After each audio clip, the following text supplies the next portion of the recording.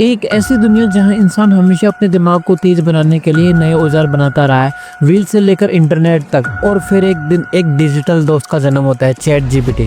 Should we automate away all the jobs? Every technological revolution leads to job change, and this will be no exception. Concerns over the rapidly expanding use of artificial intelligence. The danger of AI is much greater than the danger of nuclear weapons. सिर्फ एक chatbot नहीं बल्कि दुनिया का सबसे ताकतवर AI tool. सिर्फ 2.5 year में चैट जीपीटी ने 10 बिलियन का रेवेन्यू जनरेट कर लिया। लेकिन सवाल यह है कि ये कहानी शुरू कैसे हुई और कैसे आज चैट जीपीटी हर दिन $20,000 से ज्यादा की अर्निंग कर रहा है। क्या ये सच में हम इंसानों को जॉबलेस बना देगा? आइए जानते इस वीडियो में चैट जीपीटी के बारे में। 30 नवंबर 2022 पहली बार दुनिया के सामने चैट जीपीटी को लॉन्च किया गया।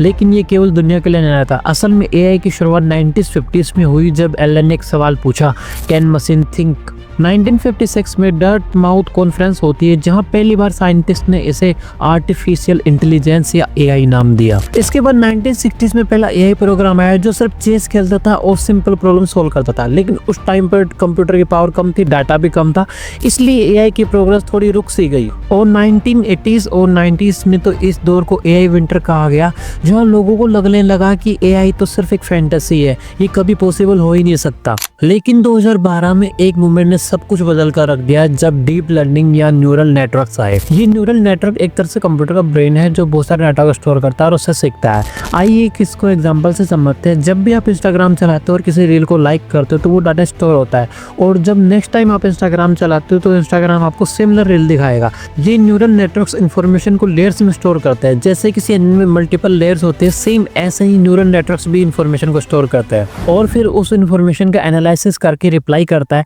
लेकिन ये सब बहुत तेजी से होता है जिसकी वजह से हमें ऐसा लगता है कि एआई सोच रहा है। साल 2015 में एलोन मस्क, सैम अल्टमैन और कुछ विजनरी साइंटिस्ट ने एक कंपनी बनाई, ओपन एआई, जिसका मिशन था AI for the benefit of humanity.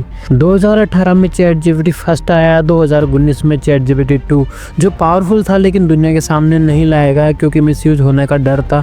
2020 में चैट जीपीटी 3 आता है 175 बिलियन पैरामीटर के साथ में, जो नोवेल लिख सकता था, कोडिंग कर सकता था, दुनिया का सबसे एडवांस लैंग्वेज मॉडल।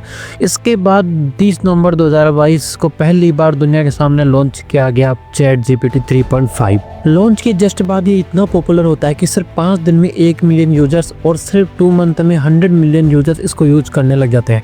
अगर इसको इंस्टाग्राम, नेटफ्लिक्स जैसी कंपनी से कंपेयर किया जाए तो इंस्टाग्राम को 100 मिलियन करने में 2.5 साल का वक्त लगा था, जबकि नेटफ्लिक्स को 18 साल लग गए थे 100 मिलियन पहुंचने में।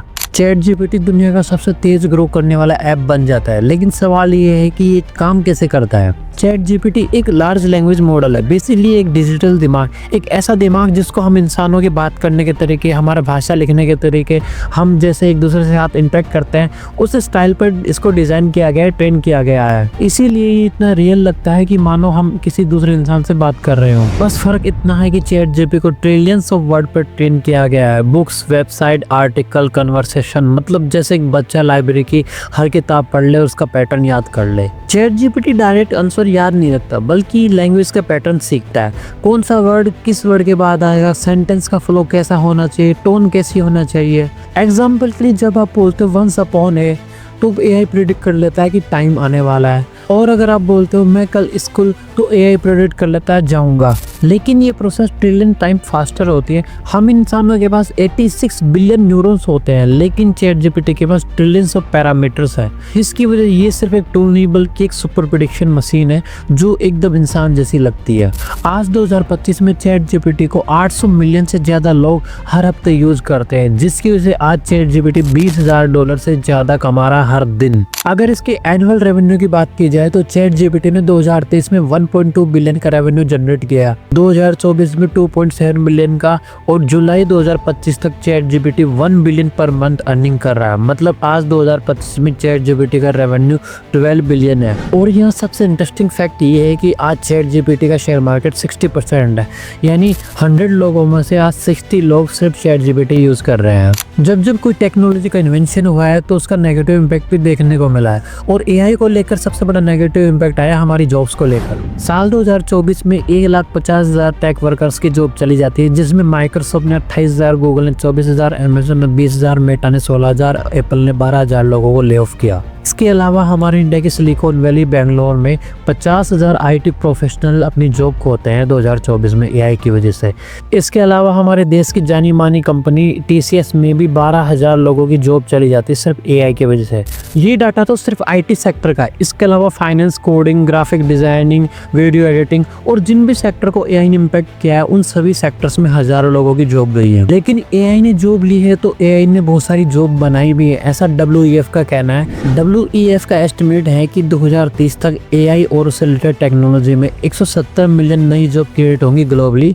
लेकिन ये भी सच है कि 9 to 2 मिलियन एग्जिस्टिंग रोल जो जॉब्स हैं वो भी जाएंगी, लेकिन जो नेट गेन होगा वो हमको 78 मिलियन नई जॉब्स होंगी। लेकिन इस एस्टिमेट में गौर करने वाली बात ये है कि जो 170 मिलियन नई जॉब बनने वाली है ये AI और उससे रिलेटेड टेक्नोलॉजी में होने वाली है। मतलब जो AI का इंसान अच्छे से उपयोग करना जानता है, उसको कैसे अपने काम में यूज करना है, वही ये जॉब्स कर पाएगा। लेकिन ये एस्टिमेट तो 2030 तक का है। अगर आज 2025 में बात की जाए कि AI की वजह से कौन सी जॉब क्रिएट हुई है, तो एग्जाम्पल के लिए आप AI film making specialist, AI search optimization expert, generative AI e-commerce consultant, AI cyber security threat predictor, AI audio content developer जैसी जॉब आप कर सकते हैं। इसलिए आज AI को सीखना बेहद जरूरी है, क्योंकि फ्यूचर में कोई भी ऐसा सेक्टर नहीं होगा जहां AI का यूज नहीं होगा। चाहे वो हेल्थ केयर हो, चाहे वो एजुकेशन हो, चाहे वो फाइनेंस हो, हर सेक्टर में AI का यूज होने वाला है। और आप खुद कंपेयर करके देखो 2022 से लेकर के 2025 तक कितना बड़ा AI रेवोल्यूशन आ चुका है। पहले जहाँ हम फोटोशॉप का यूज़ करते थे किसी फ़ोटो को बनाने के लिए, आज हमको एक सिर्फ प्रॉम्प्ट देना है और फोटो हमारी तैयार हो जाएगी। एक प्रॉम्प्ट दिया वीडियो तैयार हो जाती है, एक प्रॉम्प्ट दिया ऑडियो बन जाता है। हम इंसानों को व्हील ने स्पीड दी, प्रिंटिंग प्रेस ने नॉलेज दिया, इंटरनेट ने हमारी दुनिया जोड़ी और अब ChatGPT जो हमें एक नए दौर में लेकर जा रहा है। बस सवाल इतना है कि हम इसको कैसे इस्तेमाल करते हैं। वैसे आप कौन सा AI टूल यूज करते हो और किस काम के लिए करते हो, कमेंट में ज़रूर बताइएगा। ये है गोलवर्सिटी। मिलते हैं नेक्स्ट वीडियो में, तब तक के लिए सब्सक्राइब कीजिए गोलवर्सिटी को।